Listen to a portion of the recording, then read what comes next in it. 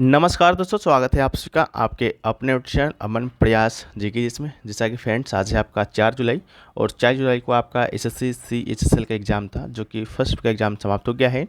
First में GK जिससे आपके 25 प्रश्न पूछे गए थे, उन 25 में से अधिकतम रियल प्रश्न जो कि मुझे मिल गए हैं। तो आज के इस वीडियो में हम उनसे प्रश्नों को डिस्कस करेंगे, साथ में उनसे इंपॉर्टेंट एक्स्ट्रा फैक्ट्स को भी देखते चलेंगे।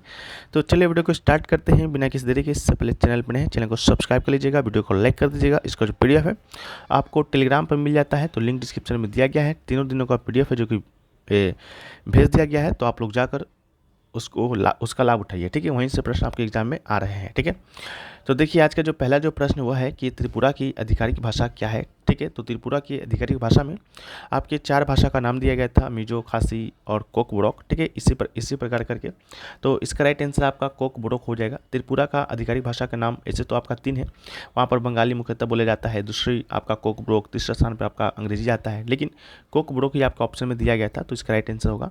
इसके अलावा आपको मालूम नहीं है तो आपको बता दें कि 19 जनवरी को भारतीय राष्ट्र त्रिपुरा में कोक बोरोक दिवस मनाया जाता है, जिसे त्रिपुरी भाषा दिवस के रूप में जाना जाता है, ताकि कोक बोरोक भाषा को बढ़ावा दिया जा सके। ठीक है, यह दिन वर्ष 1979 का सम्मान करता है, जब कोक बोरोक को पहली बार आधिकारिक रूप से मान्यता मिली थी, और इस कोक बोरोक दिवस की 46वीं वर्षगांठ है, जिसे त्रिपुरा की प्राचीन भाषा की बहाली की मांग करने के लिए प्रतिवर्ष मनाया जाता है, तो उसको भी याद रखिएगा। इसके अलावा त्रिपुरा की राजधानी अगरतला है। राजकीय पशु आपके फायर के लंगूर है। राजकीय पक्षी की बात करते हैं, हरा शाही कबूतर है। वृक्ष आपका अगर है और फूल आपका नागेश्वर है। ठीक है, वीडियो में आगे बढ़ते हैं उससे पहले दोस्तों बात कर लेते हैं टेक्स्ट बुक पर चल रहे हैप्पी आवर सेल के बारे में। इस सेल के दौरान अगर आप ईयरली का टेक्स्ट बुक पास प्रो लेते हैं, परचेस करते हैं, तो आपको मात्र 500 रुपये में मिलेगा, और इसके साथ ही कूपन कोड अगर आप APG यूज करते हैं तो आपको यहाँ पर 12% का एक्स्ट्रा ऑफ मिलेगा। टेक्स्ट बुक जैसा कि आपको मालूम होगा CHSL एग्जाम का तो मिलेगा ही मिलेगा, मॉक टेस्ट और PYQ, साथ में SSC के द्वारा जो भी एग्जाम कंडक्ट कराए जाते हैं, जैसा कि अभी हाल में आपका MTS और CGL का बम्पर वैकेंसी देखने को मिला है, तो उन सभी एग्जामों का भी जो न्यू पैटर्न पर आधारित जो मॉक टेस्ट हो सकते थे और जो PYQ वो सभी आपको अपडेट कर दिए गए हैं। अगर आप लेते हैं 500 रुपये में, तो यहाँ पर SSC का तो आपको मिलेगा ही, साथ में रेलवे का भी, बैंक का भी, और स्टेट लेवल के एग्ज़ाम जो होते हैं उन सभी का, जिस एग्ज़ाम की तैयारी आप करते हैं, 500 रुपये में आप उसका मॉक टेस्ट और PYQ का लाभ उठा सकते हैं। ठीक है, एक ही ऐप पर एक ही पास में। ठीक है, तो लिंक डिस्क्रिप्शन में दिया गया है। कूपन कोड APG जरूर यूज़ कीजिएगा। ठीक है, तो चलिए हम लोग वीडियो में आगे बढ़ते हैं, और कमेंट सेक्शन में भी पिन किया हुआ है, तो आप लोग जाकर इसका लाभ उठाइए। नेक्स्ट क्वेश्चन है कि किस दिल्ली सुल्तान ने रॉ एवं लख्त की नीति अपनाई थी। तो रॉ एवं लख्त की नीति की बात करते हैं, तो रॉ एवं लख्त की नीति अपनाई थी बलबन ने, तो इसका राइट आंसर आपका बलबन हो जाएगा। इसके अलावा ग्यासउद्दीन बलबन की बात करते हैं, तो ग्यासउद्दीन बलबन दिल्ली का मामलुक जो गुलाम वंश था उसका 9वां सुल्तान था, और इसके साथ ही इल्तुतमिश के द्वारा जो 40 तुर्क दासों को प्रसिद्ध समूह जो बनाया गया था तुर्क चिलगानी, इसको भी इसने समाप्त कर दिया था। ठीक है, और एक जलवाहक की निम्न स्थिति से उठकर सुल्तान के पद तक पहुंचना उसके असाधारण गुणों की बात करता है, और रक्त और लोह की नीति का तात्पर्य दुश्मनों से निर्मम होना, तलवारों का इस्तेमाल, कठोरता और शक्ति और खून बहाना है। ठीक है, तो इसका जो आपका नीति है बलबन के द्वारा ही अपनाया गया था, तो इसका राइट आंसर आपका बलबन होगा। ठीक है, इसके बाद आपका नेक्स्ट क्वेश्चन पूछा गया हिमाचल प्रदेश के गवर्नर जनरल कौन है। तो आपके ऑप्शन में दिए गए थे शिव प्रताप शुक्ल। हालांकि शिव प्रताप शुक्ल के बारे में पूछा गया था कि यह किस राष्ट्र के गवर्नर है, तो इसका राइट आंसर आपका हिमाचल प्रदेश होगा। ठीक है, कल हमने आपके PDF में सारे राज्यों के गवर्नर को दे दिया था। ठीक है, आशा करते हैं वो लोग आप पढ़े होंगे, अगर नहीं पढ़े हैं तो यहाँ ध्यानपूर्वक सुनिए। आंध्र प्रदेश के गवर्नर आपके अब्दुल नजीर हैं। अरुणाचल प्रदेश के गवर्नर आपके केवल्य त्रिविक्रम पटनायक हैं। असम के गवर्नर गुलाब चंद कटारिया हैं। बिहार के राजेंद्र विश्वनाथ अलेकर हैं। छत्तीसगढ़ के विश्वभूषण हरिचंदन हैं। गोवा की बात करते हैं तो PS श्रीधरन पिल्लई हैं। गुजरात के गवर्नर आपके श्री आचार्य देवव्रत हैं। हरियाणा के श्री बंडारू दत्तात्रेय हैं। हिमाचल प्रदेश के शिव प्रताप शुक्ल हैं। झारखंड के CP राधाकृष्णन हैं। कर्नाटक के थावरचंद गहलोत हैं। केरल की बात करते हैं आरिफ मोहम्मद खान हैं। मध्य प्रदेश की बात करते हैं मंगूभाई छगन पटेल है, और महाराष्ट्र की बात करते हैं तो रमेश बैस है। मणिपुर की सुश्री अनुसुईया उइके है। मेघालय के फागु चौहान। मिजोरम की बात करते हैं कोमबती हरिबाबू। नागालैंड के श्रीला कलेशन। उड़ीसा के रघुवर दास। पंजाब के श्री बनवारी लाल पुरोहित। राजस्थान के कलराज मिश्र। सिक्किम के लक्ष्मण प्रसाद आचार्य। तमिलनाडु के श्री आर एन रवि। तेलंगाना के गवर्नर है सीपी राधाकृष्णन, जिनको अतिरिक्त प्रभार मिला है। और ये जो सीपी राधाकृष्णन है कहाँ के गवर्नर है, तो आप लोग ऊपर देखिएगा अभी मिले थे, झारखंड के ये गवर्नर है, ठीक है। त्रिपुरा की बात करते हैं, नलुसुनी इंद्र सेना रेड्डी है। इंद्र सेना एक आपका युद्धाभ्यास भी है जो कि आपके एग्जाम में आया था, भारत और रूस से संबंधित है, तो इसको भी याद रखिएगा साथ साथ। उत्तर प्रदेश का श्रीमती आनंदीबेन पटेल है। उत्तराखंड का आपका गुरमीत सिंह है। और पश्चिम बंगाल के श्री आनंद बोस हैं। तो इन सभी गवर्नर को याद रखना है, ठीक है। आपके एग्जाम में यहाँ से एक प्रश्न आ ही रहे हैं हर शिफ्ट में, ठीक है। नेक्स्ट क्वेश्चन पूछा गया कि रजिस्ट्रार जनरल जनगणना आयुक्त भारत निम्नलिखित में से किस मंत्रालय के अंतर्गत आता है। तो इसका राइट आंसर आपका गृह मंत्रालय के अंतर्गत आता है। हमने आपको हजारों बताया है कि जो जनगणना जो कराता है, ठीक है, वो आपका गृह मंत्रालय के तहत ही होता है। दशकीय जनगणना जो कि हर 10 साल के बाद आपका होता है। इससे पहले 2011 में जनगणना हुआ था। 2011 में जो जनगणना हुआ आज़ादी के बाद आपका 7वीं जनगणना था। और पूरे ओवरऑल देखें तो 15वीं जनगणना था, ठीक है, जो कि आपका एग्जाम का पार्ट भी बन चुका है, ठीक है। और 1951 का जो जनगणना है, जो कि स्वतंत्रता के बाद पहली जनगणना था, वो 1948 की जनगणना अधिनियम के तहत हुआ था। तो अधिनियम भी पूछा गया था, ठीक है, तो उसको भी याद रखना है। नेक्स्ट क्वेश्चन है कि भांगड़ा गिद्दा नृत्य जो कि किस राज्य में प्रसिद्ध संबंधित है। तो गिद्दा नृत्य आपसे पूछा गया था। तो गिद्दा नृत्य की बात करें और भांगड़ा की ना बात करें, ऐसा हो ही नहीं सकता है, ठीक है, क्योंकि गिद्दा का ही आपका मेल रूप आपका भांगड़ा है, ठीक है। तो इसका राइट आंसर पहले तो पंजाब होगा। भांगड़ा पंजाब का लोक नृत्य है, जबकि नृत्य में इसका महिला संस्करण को गिद्दा के रूप में जाना जाता है, ठीक है। और कालबेलिया को याद रखिएगा, पूछा जाएगा, राजस्थान से संबंधित है। और गुलाबो सपेरा जो है ये आपका कालबेलिया नृत्य से संबंधित है। ये भी प्रश्न आपका 100% कोई ना कोई शेप में पूछा जाएगा, ठीक है, याद रखिएगा। चारवा है वो जो कि आपका हिमाचल प्रदेश का है, ठीक है। डांडिया को याद रखिएगा जो कि आपका गुजरात का है। तो इन सभी को याद रखना है डिलीट करके, ठीक है। नेक्स्ट क्वेश्चन है कि 2016 में की गई नोटबंदी में किस मूल्य की मुद्रा को चलन से बाहर कर दिया गया था, ठीक है। तो इसका राइट आंसर क्या होगा भाई, 1000 और 500 का, ठीक है। 1000 और 500 का नोट को आपका 2016 में डिमोनेटाइजेशन कर दिया गया था, यानी कि विमुद्रीकरण किया गया था। किसके द्वारा किया गया था, भारतीय रिजर्व बैंक के द्वारा। कब किया गया था, 8 नवंबर 2016 को, ठीक है। और भारतीय 2000 रुपये नोट का मूल वर्ग है, यानी कि अभी 2000 रुपये का जो नोट है उसको लाया गया था, लेकिन हालांकि अभी यही भी बंद हो गया है, ठीक है। और इससे पहले भी आपका डिमोनेटाइजेशन हुआ है, ठीक है। एक आपका 1940 में हुआ है, जहाँ पर 1000 रुपया और 10 रुपये का नोट करेंसी नोट को चलन से हटा दिया गया था। 1978 में एक बार हुआ है, प्रधानमंत्री मोरारजी देसाई ने 1000 रुपये, 5000 रुपये और 10 रुपये को प्रचलन से हटा दिया था, ठीक है। तो इसको भी याद रखिएगा। नेक्स्ट क्वेश्चन है कि वाद्य यंत्रों का नाम है जो कि उनकी किस विशेषता के आधार पर रखा गया है। तो वाद्य यंत्र का जो नाम है, वाद्य यंत्र जैसा संतूर हो गया, बांसुरी हो गया, ठीक है, उन सभी का जो नाम है ध्वनि की उत्पत्ति के आधार पर रखा गया है। तो इसका राइट आंसर आपका ध्वनि की उत्पत्ति के आधार पर होगा, ठीक है। इसके अलावा जो नेक्स्ट क्वेश्चन पूछा गया वो पूछा गया कि परमाणु ऊर्जा के अध्यक्ष कौन है। तो परमाणु ऊर्जा के अध्यक्ष की बात करते हैं तो अजय कुमार मोहंती हैं। तो इसका राइट आंसर आपका अजय कुमार मोहंती होगा, ठीक है।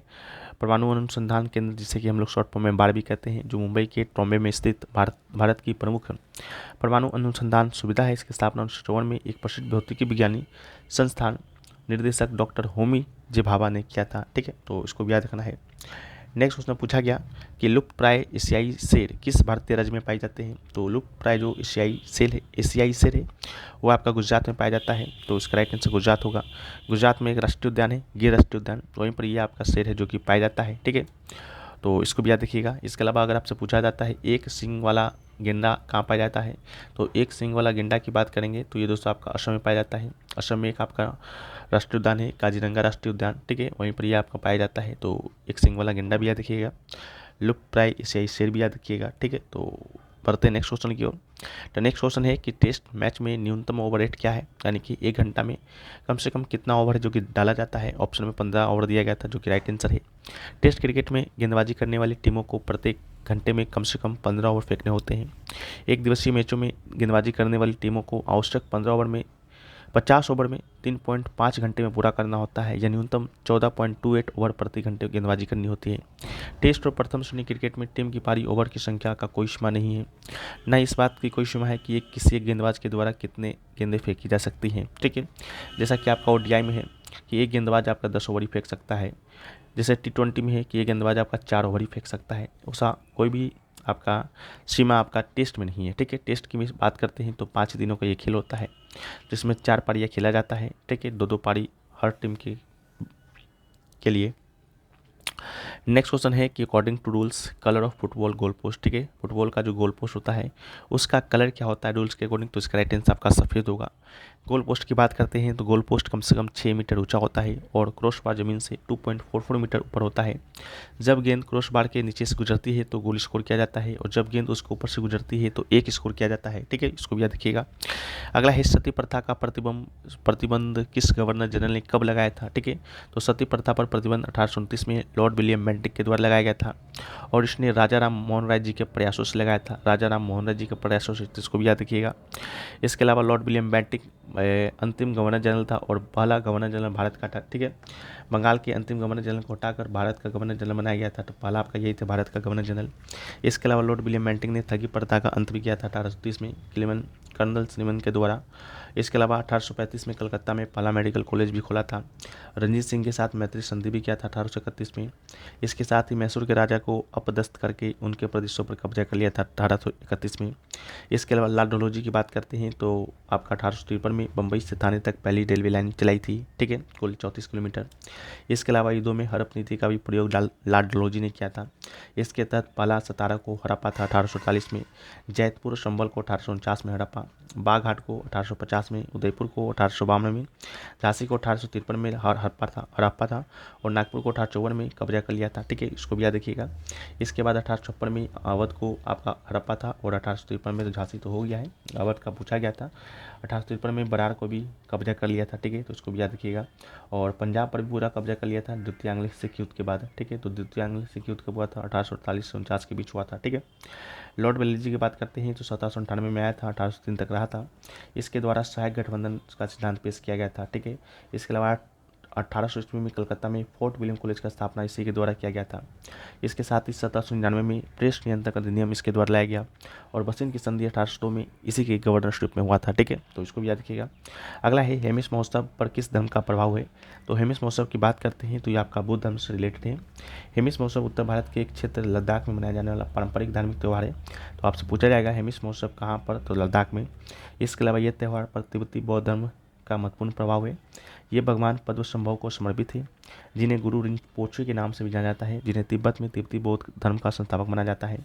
वहाँ पर आपका हेमिस मठ भी है जहाँ त्यौहार होता है। लद्दाख का सबसे महत्वपूर्ण सबसे बड़ी मठों में से एक है और तिब्बती बौद्ध परंपरा में बहुत महत्व रखता है। उसके बाद जैन धर्म में कुछ महत्वपूर्ण त्योहारों की सूची के बारे में देखें तो महावीर जयंती आता है, परशुराम पर्व याद रखिएगा, बहुत इंपॉर्टेंट है, आपके एग्जाम में पूछा जा चुका है पहले, ठीक है। दिवाली की बात करते हैं, जैन दिवाली आता है। संवत्सरी क्षमावानी पर्व आता है, नवपद ओली आता है, ज्ञान पंचमी आता है, मौनी एकादशी आता है, अक्षय तृतीया आता है, ये सभी आपका जैन धर्म से संबंधित त्यौहार है। नेक्स्ट क्वेश्चन है कि घरेलू क्रिकेट चैंपियनशिप रणजी ट्रॉफी है जो कि उसका जो नामकरण है किसके नाम पर रखा गया था, तो ऑप्शन में रंजीत सिंह था, तो सब लोग वही मार देंगे रंजीत सिंह, लेकिन इसका नहीं, इसका राइट आंसर होगा रंजीत सिंह भिवाजी जडेजा, ठीक है, इनका पूरा नाम था और इन्हीं के नाम पर ये रखा गया था, ठीक है, तो इसको भी याद रखिएगा। और रणजी ट्रॉफी घरेलू प्रथम श्रेणी क्रिकेट चैंपियनशिप है जिसका नाम भारतीय क्रिकेटर सर रणजीत सिंह भिवाजी जडेजा के नाम पर रखा गया। इसका नाम अंतर्राष्ट्रीय क्रिकेट में खेलने वाले पहले क्रिकेटर रणजीत सिंह भिवाजी जडेजा के नाम पर रखा गया था, रणजी के नाम से भी जाना जाता है। श्रृंखला की घोषणा 1934 में किया गया था। प्रारंभिक खेल आपका 1934-35 में हुआ था पटियाला के महाराजा भूपेंद्र सिंह ने ट्रॉफी है जो कि आपका दान दिया था, ठीक है, तो इसको भी याद रखिएगा। नेक्स्ट क्वेश्चन है कि डैश पृथ्वी से दूसरा निकटतम तारा है, ठीक है, तो इसका राइट आंसर आपका पृथ्वी से सबसे नज़दीकी तारा तो सूर्य है, लेकिन दूसरा सबसे पूछा गया था तो अल्फा सेंचुरी है। यह पृथ्वी से 4.3 प्रकाश वर्ष दूर है। नेक्स्ट क्वेश्चन है कि कोंकण रेलवे का गठन किस वर्ष किया गया था भाई, तो कोंकण रेलवे का जो गठन है वो आपका 1990 में किया गया था, तो इसका राइट आंसर आपका 1990 होगा, इसको भी याद रखिएगा। इसके अलावा 19 जुलाई 1990 को कोंकण रेलवे की स्थापना की गई थी और यह पहली जो ट्रेन है 26 जनवरी 1998 को गणतंत्र दिवस पर पूर्ण ट्रैक पर पहली बार ट्रेन को हॉरिजॉन्टल दिखाकर रवाना किया गया था। इसके अलावा कोंकण रेलवे का जो ट्रैक गेज है ब्रॉड गेज है, ठीक है, यह महाराष्ट्र के रोहा को कर्नाटक के मंगलोर से जोड़ने वाला 60 किलोमीटर लंबा रेल मार्ग है। यह इसे इंजीनियरिंग चमत्कार माना जाता है। 140 नदी धाराओं, लगभग 2000 पुलों और 91 सुरंगों को पार करता है। महाराष्ट्र, गोवा, कर्नाटक राज्य इस उपक्रम में भागीदार है, तो इसको भी याद रखिएगा, ठीक है।